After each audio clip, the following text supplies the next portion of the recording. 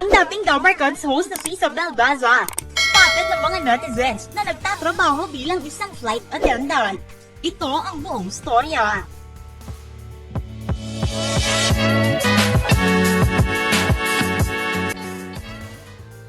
Pinag-uusapan ngayon sa social media ang dating Eat Bulaga host at It Girl na si Isabel Daza matapos siya makita ng mga netizens na nagtatrabaho bilang isang flight attendant.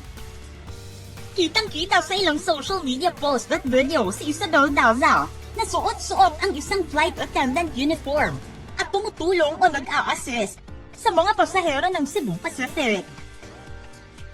Kinagigiliwan naman ito ng mga netizens at ng mga mismong pasahero ng nasabing flight dahil bagay na bagay daw kay Isabel Daza ang maging flight attendant. Sobrang bagay daw kay Isabel dahil sa kanyang itsura, magandang postura at communication skills. Ayon pa sa ilang uploaders ng video, nakita nila si Isabel Daza sa Cebu Pacific flight from Davao to Manila noong May 20, 2024. Very pleasing ang kanilang flight experience. At sabi pa nila na, our flight back to Manila with our gorgeous flight attendant, Isabel Daza, thank you.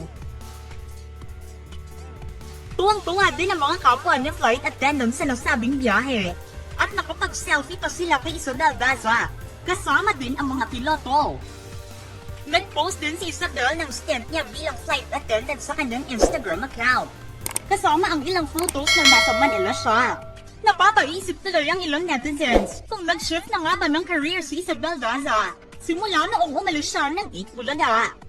Pero so malamang daw ay for marketing campaign ng Cebu Pacific ang pagiging flight attendant ni Isabel. Posible din daw na may partnership na rin si Isabel sa Cebu Pacific.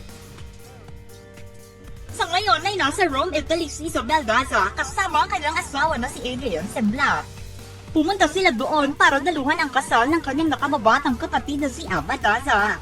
Sinare din niya ang mga litrato ng kasal sa kanyang Instagram post na may caption na, "My little sister is married."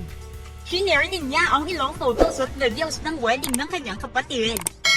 Si Isabel Daza ay ang anak ni dating Miss Universe at beauty queen na si Gloria Diaz. Ano ang masasabi niyo sa pagiging flight attendant ni It Girl Isabel Daza? Just comment below.